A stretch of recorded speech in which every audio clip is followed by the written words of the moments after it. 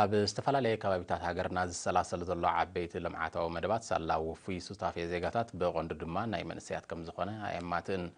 ሰሙናዊ ሓተታ ኣብዚ ኣርእስቲ እዚ ኣተኪሩሎ ብመልክዕ ጸብጻብ ክቐርብ እዩ።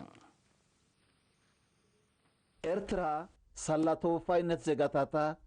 ኣውራ ድማ ሳላ ውፉይ ጻዕሪ ሃገራውያን መንእሰያት ምስ ድሩት ጸጋታት ነዊሕ ኣብ ዘይኮነ ግዜ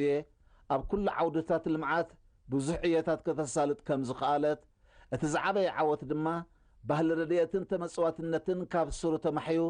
ብኣርኣያነት ክጥቀስ ዝከኣል ባህሊ ዓያይነትን ርእሰ ምርኮሳን መንጋሱ ከም ዝኾነ ሰሙናዊ ሓተታ ገሊፆም። እቲ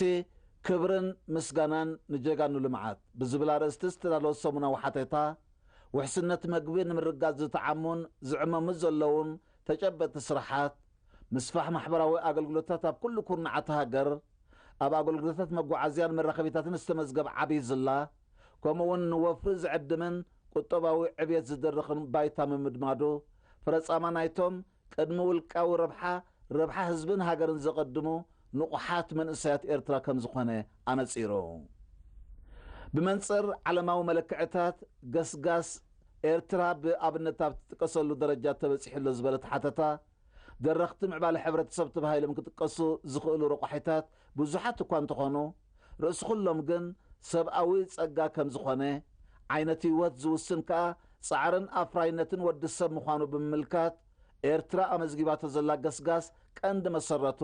እዚ ከም ዝኾነ ኣስሚሩሎ ሓደ ካብ ቀንዲ መለለይ ኤርትራውያን መንእሰያት ሞያዊ ብቕዓትን ኪነታዊ ክእለትን ምብልሓትን ከምኡውን ምልከት ዘመናዊ ቴክኖሎጂን ማሽነሪታትን ምዃኑ ብምጥቃስ ድማ ብውሽጣዊ ዓቕሚ ዝህነፁ ዘለዉ ድንድላት ሓፅብታት ጽርግያታት ዲጋታት ማርሳታት መዕርፎ ነፈርትን ካልኦት ትሕተን ልዕለን ቅርጻዊ ስራሓትን ንድንቂ ብቕዓትን ብልሕን መንእሰያት ዘጉልሕ ምዃኑ ኣረድዩ እቲ ሰሙናዊ ሓተታ መወዳእታ ታሪክ ናይዚ መድረኽ እዚ ኤርትራ ወለዶ ታሪክ ተወፋይነት ንህንፀት ሃገር ምዃኑ ጠቒሱ